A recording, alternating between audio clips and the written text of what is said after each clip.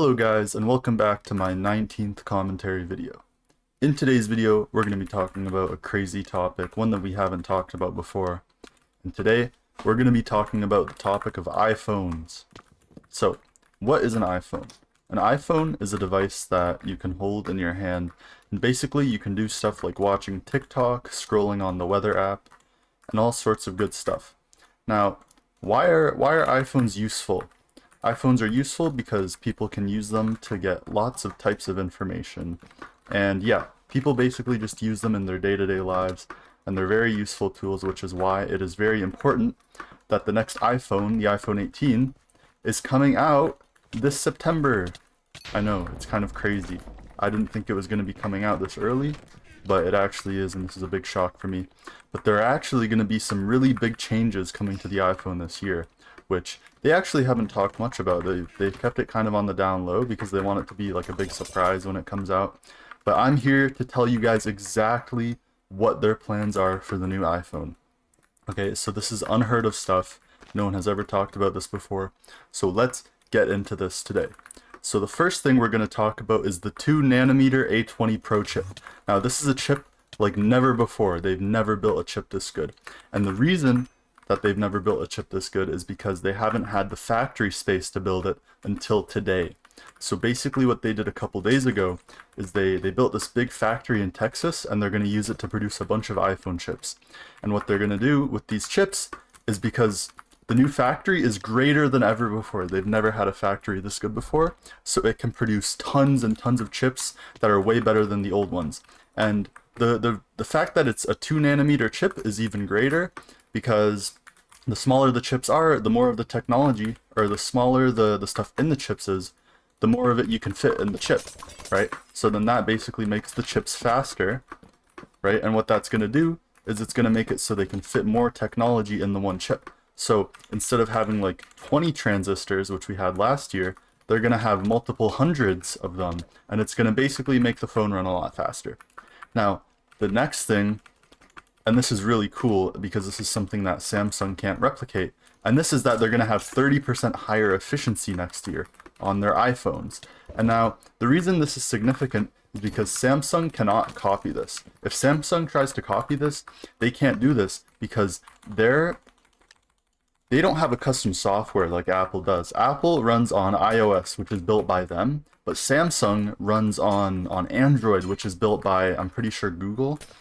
Right, and this is, oh no, this is terrible because they can't optimize their platforms to fit Android, because they didn't develop Android. They need Android to step in and do some of the work themselves, but Apple just does it all themselves because they have access to all the materials, which is a great thing for Apple.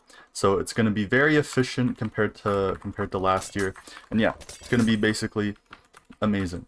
Now the next thing that's going to be crazy is they're doing a 12 GB RAM baseline, and this is even crazier because we all know about the RAM shortage. We've all experienced it. You know, you're trying to buy some RAM, and the prices is way too high because there was a big RAM shortage. You know, everyone's kind of sad about this, and this is significant because Apple is actually taking on that cost of the extra RAM themselves.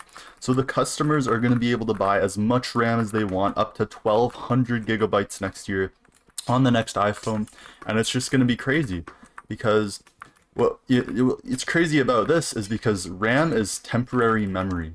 So the phone's going to be able to remember a lot more things at once compared to what it was used to be able to do on the old iPhone, and this is just a great development. I think every year the iPhone should be getting more and more RAM because this is just going to help it run better. But this year, the fact that it's getting 12 GB of RAM as a baseline, which means you could potentially customize your phone and add more RAM to it, is going to be really, really good. Now, what is the next thing?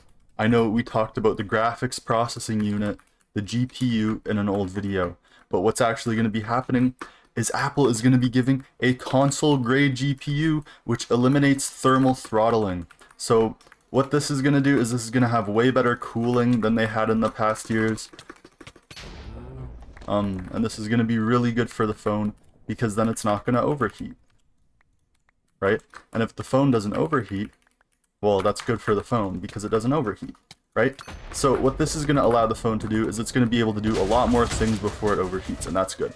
Now the next thing they're going to do is they're going to add a bigger battery. I know, and Apple's been putting this off for years because they're using the old style battery, while the other companies are switching to a carbon-based battery, which is just can hold so much more. So Apple has like 5,000 milliamp hours, while the other companies, they have like 7,500, because, you know, they're like smaller startup companies, whatever. They can afford, if something goes wrong, you know, they don't have as big of an audience, they're not gonna affect their stock as much. But if Apple puts in this crazy battery and it explodes or something, oh, they're going to be in big trouble. But what Apple's doing this year is they're just expanding the current battery that they already have. So this is going to be crazy for them. They're going to go up to 5,100 milliamp hours of battery, and this is just going to be such a crazy improvement. So the next thing that this is going to enable them to do is they're going to be able to have true 2-day battery. And I know this is a crazy development in the Apple world because you're going to be able to use your device for 2 days without needing to charge it. And we've never had an Apple device which allows us to do this before. And it's just kind of a crazy development. It's crazy how year by year they can just add these things to the iPhone. And it's crazy. And I know you're probably thinking, I want this on my iPhone. I want to be able to use this technology. And you will be able to use it. Okay? But something else that they're also adding is they're going to do a 50-watt wired charging. So it's going to be rapidly faster than it used to be. It's not going to be the 20-watt wired charging that we have today. It's going to be double that. It's going to be crazy. You guys don't even understand. Now, MagSafe. What is MagSafe? MagSafe is a charger you can attach to the back of your phone. And it doesn't even need to plug into the phone is the crazy part. You can just attach it to the back of your phone and it'll give you crazy charging speeds. And it's absolutely insane. You guys need to look into this technology. I didn't know about it until yesterday, so I'm just kind of shocked by this. But it's going to be 25-watt MagSafe speeds, which is the same charging speeds that we currently have today with the USB-C cable. Now, if this doesn't get you excited, I don't know what will, because this is an insane development in the Apple iPhone community. This is just insane speeds compared to what we used to have. And yeah, this is basically insane. Now, there is one more thing, and I've you know, they're trying to keep this on the down low. They don't want you to know about this. But they're going to be adding variable aperture, physical depth of field control. Now, I don't really know what that is, but they're going to be adding it. So if you do know what that is, drop a comment in the comment section and let me know what that is. Now, the next thing they're going to add is it's actually not going to be something they add. It's going to be something they remove.